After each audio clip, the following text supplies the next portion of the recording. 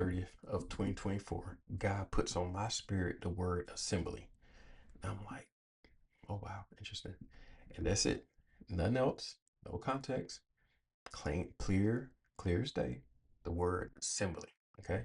So what I end up doing was I end up, seeking the Lord on it, right? And one of the things that was given to me was Corinthians 14:26. And it says, what then, brothers, when you come together, each one has a hymn, a lesson, a revelation, a tongue, or interpretation. Let all things be done for building up. Okay.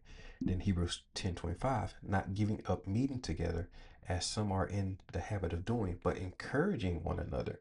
And all the more as you see the day approaching. And then Matthew 18:20. For where two or three are gathered in my name, there am I among them. Okay, so what I was thinking is when assembly, I was like, oh man, like that was kind of like the Lord's first calling or giving me a call into ministry, right? That word assembly. But there's two more words he's gonna give me, okay? But that's the first word he gave me was assembly, and that was August 30th of 2024. God bless y'all.